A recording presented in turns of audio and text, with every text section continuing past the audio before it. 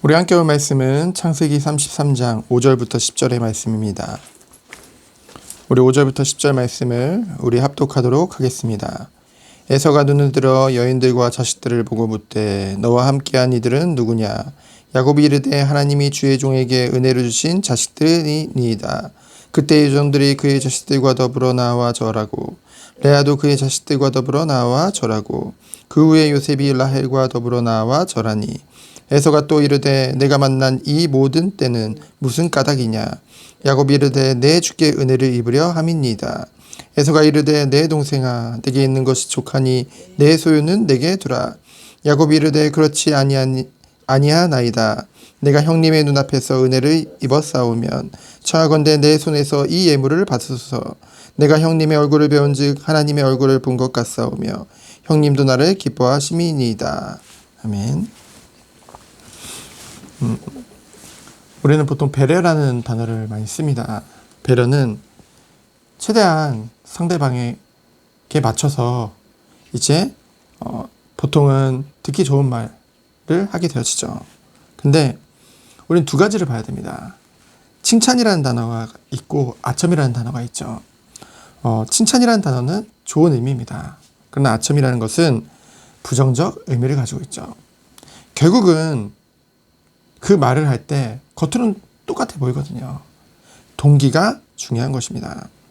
상대방에게 어떤 마음을 가지고 하느냐에 따라서 그것이 그 상대방에게 약이 될 수도 있고 독이 될 수도 있는 것이죠. 오늘 형 에서를 20년 만에 만난 야곱의 고백입니다. 이제껏 20년간 도피 생활을 했던 동생, 그리고 20년간 그 동생을 죽이기 위해 복수의 칼을 갈아온 형, 그런 과거는 온데가 되어 없고 우애와 사랑이 넘치는 형제 간의 그런 화해 장면을 우리가 오늘 보게 되어집니다. 형 에서가 이제 애정이 듬뿍 담긴 말로 이제 야곱에게 묻죠. 그때 이 야곱이 고백을 합니다. 하나님께서 모든 것에 은혜를 베푸셨음을 말하고 있죠.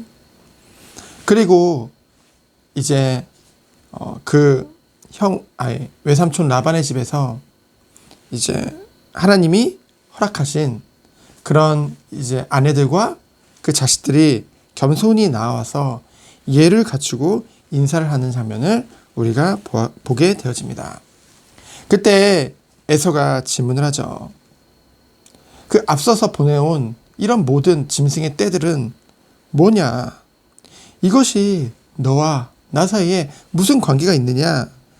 이러한 질문을 하고 있죠.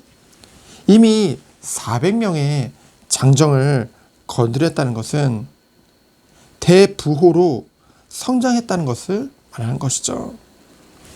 가축과 재산이 또한 많음을 미루어서 우리가 짐작해 볼 수 있습니다. 그렇기 때문에 동생과의 관계가 회복된 것, 화해한 것만으로도 기쁘고 족하니 넣어두라는 그런 의미죠. 그때 야곱의 고백입니다. 야곱이 뭐라고 고백을 하나요? 형의 얼굴을 배운즉 하나님의 얼굴을 본 것 같다라고 말을 하죠.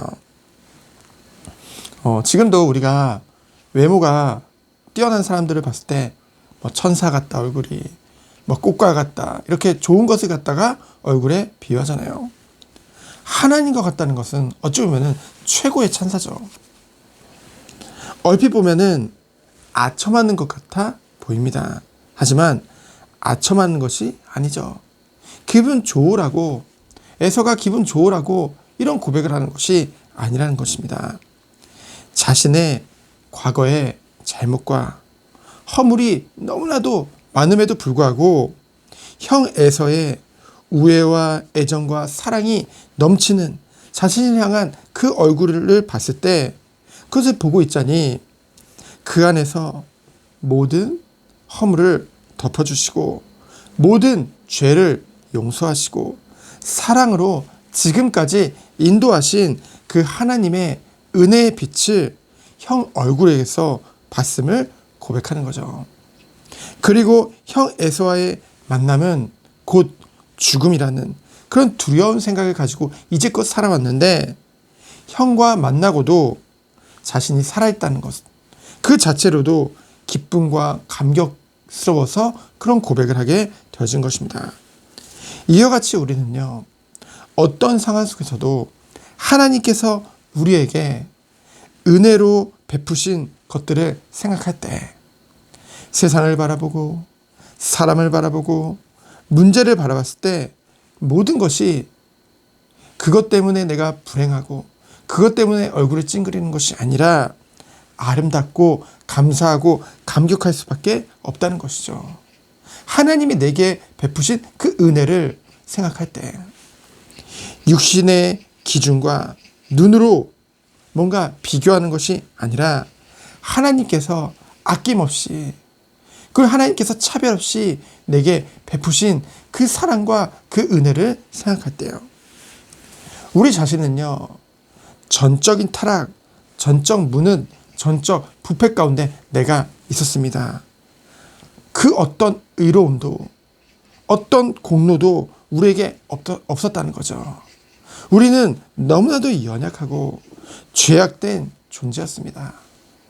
우리의 모든 것이 그 어떤 것도 선한 것이 없었다니까요. 근데 하나님께서 이러한 나를 사랑하사 은혜로 택하셨다는 거죠. 구원 주시기로 작정하셨다는 것이죠. 예정하셨다는 것이죠. 성부 하나님께서요. 그리고 성자 예수님께서 십자가에서 죽으시고 약속대로 부활하심으로 우리의 죄 문제를 해결해 주신 거예요. 사망 권세에 이기신 거예요. 사단의 권세를 꺾으신 것입니다. 그리고 하나님 만나는 길을 열어주신 것이죠.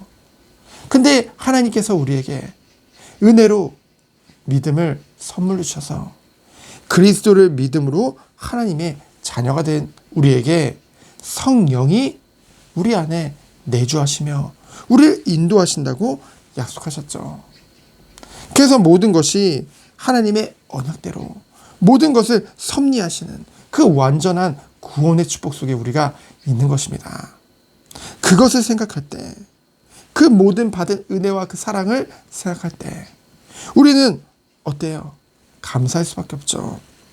그 모든 은혜를 가지고 오늘을 우리가 바라봤을 때 감사하죠. 하나님 우리 오늘을 위한 시간표를 허락하심에, 그리고 문제가 오늘도 있을 수 있습니다.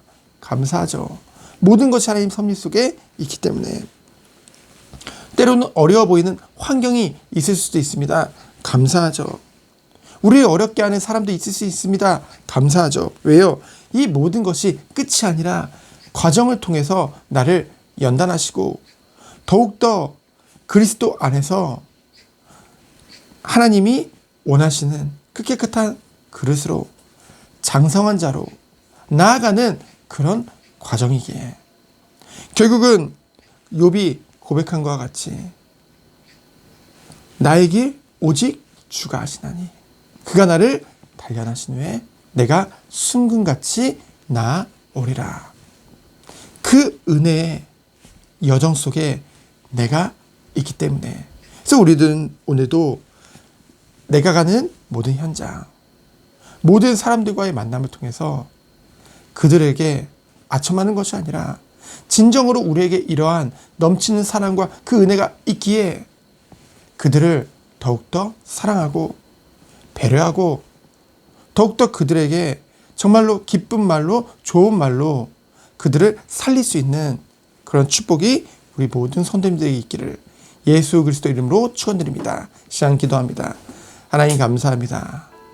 우리에게 넘치는 사랑과 은혜가 있기에 만나는 모든 자들을 사랑하고 살리는 그런 축복이 있는 하루 되도록 주께서 은혜 내려 주옵소서.